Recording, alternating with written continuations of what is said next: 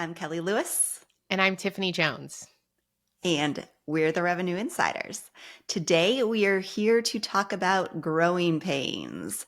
If you are in the startup world, you should relate to this. Any different stage of growth of your company, you're feeling growing pains. And so, Tiffany and I are going to talk about how you deal with that and what that looks like. So, let's kick it off, Tiffany. Well, Yes. how would you describe a growing pain, and how is that different than other growing pains? I think I would describe a growing pain as something that you're specifically feeling that's frustrating at work, but is actually rooted in an activity that's moving you forward in your growth stage. So they're really hard to identify at first because you just identify the pain part of it, but it's a growing pain when you can distill it down to you're evolving from a place of change that's actually moving your business forward. I think that makes a lot of sense. It's different than other pains you feel in the organization because I think the unknown often is scary. And if you don't have a great grasp of what's coming, it might just feel painful without necessity. And so I guess that goes to my second question. Is there a world that you can be successful and grow as a company without these growing pains? I certainly don't know all the answers. I don't think I've ever seen that be the case. I don't think that that's a realistic expectation. You can have people that have been through startup rounds or high growth companies 10 times over, and they're still going to have to navigate through changes. I mean, change is pain in and of itself. And there's no way you grow from any size startup, 10 million, 25 million, upwards and beyond to whatever that end result looks like without change. So growing pains are inevitable in any business from my perspective. No, absolutely. I also think needs change as a company grows. And so oftentimes I find what made you really successful at one point isn't going to make you successful in the future. And a great example of that is everyone's favorite CRM. So whether you have Salesforce or any other CRM, you're going to implement that tool in a way that fits your needs at one part of your growth.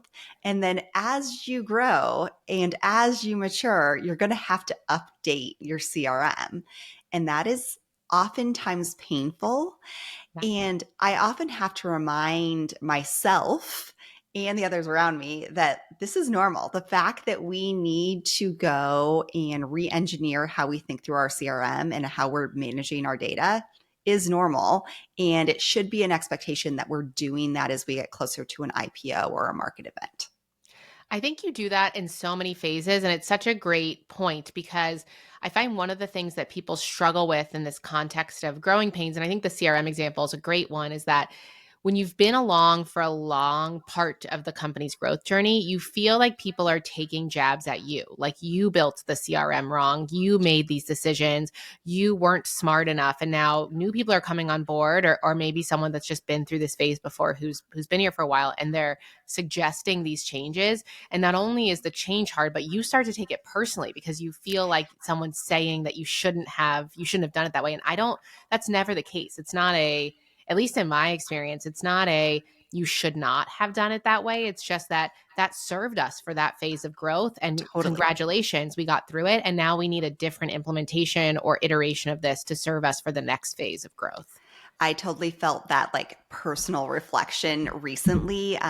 We're obviously growing and changing at the company I'm at, and we have a great onboarding program that served us so well for so long. But we changed our hiring profile and who we're hiring, and no longer the people we're hiring does it fit or serve them. And so we had to make these big changes. And the conversation we had on the team quite often was, no one did anything wrong here. It was a great program that just needs to mature. And I think if you can put yourself in that mindset of this is us maturing and this is us growing and no one did anything wrong, um, it makes it less painful.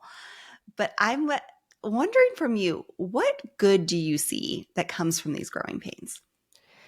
I mean, the obvious one is the growth, right? You're not growing if you're not experiencing these growing pains. And so to have that growth as a result is one of the big positives. I mean, most of us in our careers are searching out for high growth organizations at various phases of growth, but you need that change and that pain.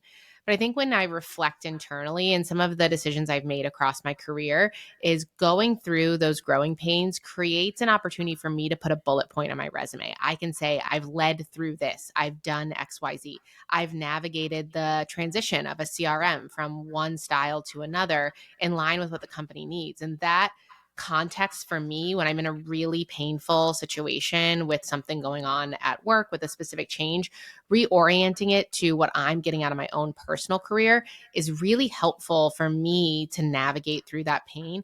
And when I can't orient it to something I want to do career wise, it is a good signal for me that am I in the right place in my career? If I can no longer find the growth for me personally, is the pain actually worth it for me as an individual in this spot I am at this company?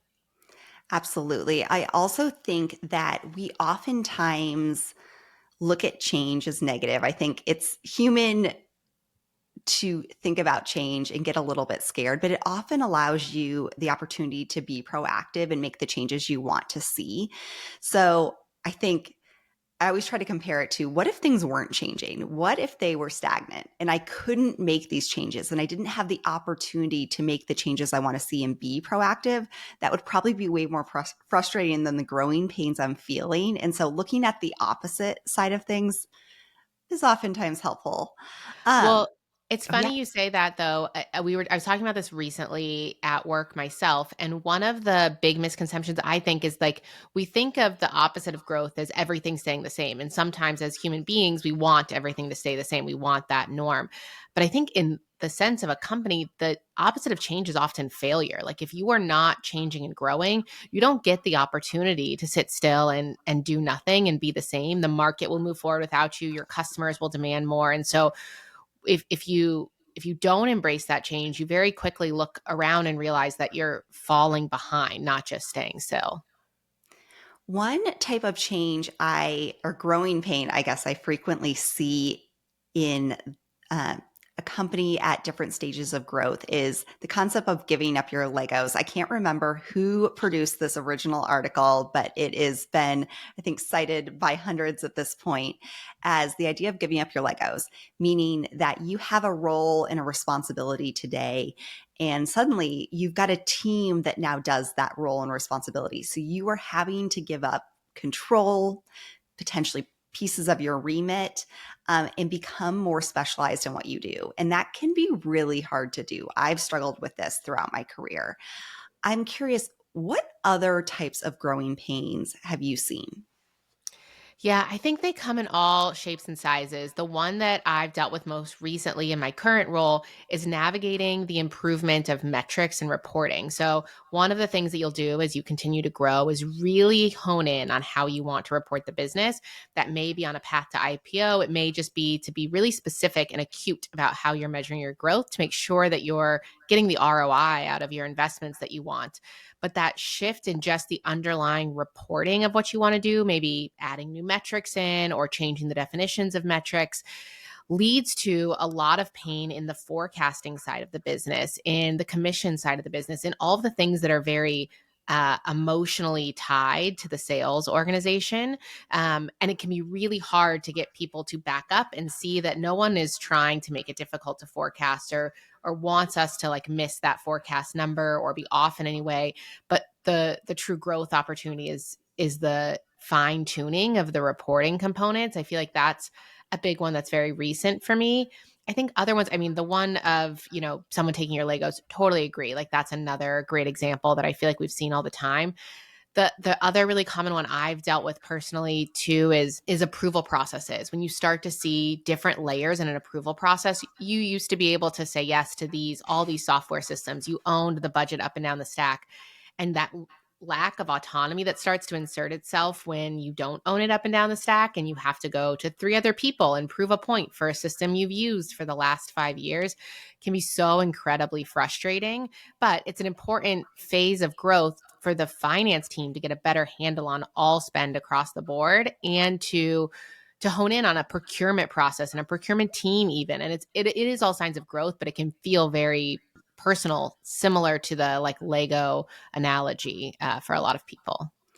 One thing myself and the executives I work with quite often are trying to balance of How frequently do we make changes to Mm. things like definitions? Is that something we're doing annually, or is that something that we have to do within the year because the board's requiring it, or it's a level of maturity we have to get to hit that next level of growth? And so I'm just curious, how do you think about spacing out your changes and when you decide to do a change at the fiscal year or when you decide to do things more agile? I see a very typical curve with companies depending on their size on when and how often you make changes. So I think in the startup, very high growth, early revenue phase, you're making changes all the time. You have the flexibility to make changes all the time. You have founders involved. You're a smaller, say, like a smaller team in general, not just sales team, but a smaller organization. And so everyone can kind of really easily get on board with the changes and you move really quickly. So you're constantly iterating as you approach that, like, let's call it 100 million line or so, you have to put a little more rigor in. The company's a little bigger, you're hiring people that have process expectations, and so you slow down to this like once a year iteration. Like, it's really a fiscal planning, maybe twice a year, but that often feels disruptive when you're doing it twice a year. But I think really healthy organizations get back to replanning every quarter. They do it in a very process oriented place. They know the boundaries of what they want the change to be. They've set the team up to understand those changes are going to come on a quarterly basis in those areas. And they're advanced enough and have enough resources to get back to that more iterative planning. So I think there isn't a right answer. I think that's just what I've seen go through. And there are times I had a call this morning about like, do we talk about this change in the context of the back half of the year or the next fiscal year? And it's an active debate always on what's the ROI of doing it sooner and what's the pain of that we're inflicting by waiting longer. Totally. It's also the balance of we might be able to do it now, but is it the right thing? Yeah. Is it okay to have that knee jerk reaction, or should we hold because it is going to take a large behavior change for the organization, or it's going to be distracting towards the end of quarter? All of those different considerations. Okay. Yeah. What is one tip you have to help you zoom out and see the bigger picture? I think the best tip I have is people get into when you're in these painful situations, you keep making assumptions and you say we're missing the number because so and so this part isn't doing their job, because they aren't being funded well and they don't have these resources, because we don't have enough cash in the bank, and you get into this loop of because this, because that's, and it's a lot of assumptions. I think the best tip I have is to change it into a why statement. Ask why. Ask your peers. Ask yourself, really put a discovery mindset front and center to dig into why is this happening. And when you get to that next why, ask it again. Ask it in the same way you made those 5 levels of assumptions. Use your 5 whys and really get to the root of what's happening. And again, in not all cases will it be a healthy growth bottom line that's happening, but in a lot of cases it really is. Everyone around you is trying to drive to make your company the best it can be. So assume good intent and have that mindset when you're discovering around why something's happening. And I think if you can recognize when you're pulling yourself down into that assumption despair tornado and flip it around, that you're able to deal with the change a lot better, as well as kind of help drive the right change forward. So Callie, I want to flip it around on you for a minute. You have been through so many merger and acquisition situations, and that's nothing but change. I'd love to know how you think about navigating through change when it feels like it's just coming at you from all angles. Yes, this is one of the things I have on my resume that's always fun to talk about in an interview because I have been through almost 18. I think the last time I counted it was 18 M&A transactions throughout my career. A lot of those happened within a 5-year period. So there was a ton of change. And the interesting thing about M&A that's different than normal growth journeys and changes is they happen all at once and you don't have clear line of sight to where it's going to take you because a lot of decisions are still being made. I think that's one of the things I had to learn really quickly with the first couple M&A transactions I was through was, okay, they signed the deal. We are now one company. What are we going to do? That game plan is not fully baked. I have never seen it fully baked. There are still decisions on whose definitions are we going to use for revenue? Whose CRM are we going to use? How are we going to merge that data? Oh, turns out we have this people in similar roles doing duplicative work. At what point do we need to merge these teams together? And so my advice for anyone going through an M&A transaction and thinking about that change is diving in and figuring out where you can make the biggest impact. So my playbook as it is for M&A is to figure out who it is you acquired or were acquired by really quickly. Do your research, spend time educating yourself, understand who their ICP is, what industry they play in, and what their advantages are, so that when you're having conversations with other go-to-market leaders, you can sound and be really educated. And then create your own story that you're going to tell about why this transaction was really important, because you're going to get asked and you want to have a point of view on that in conversations with other leaders or your own team. And so I typically sit down, I've educated myself on the company. I write down a list. This is my perspective of why I think this is good.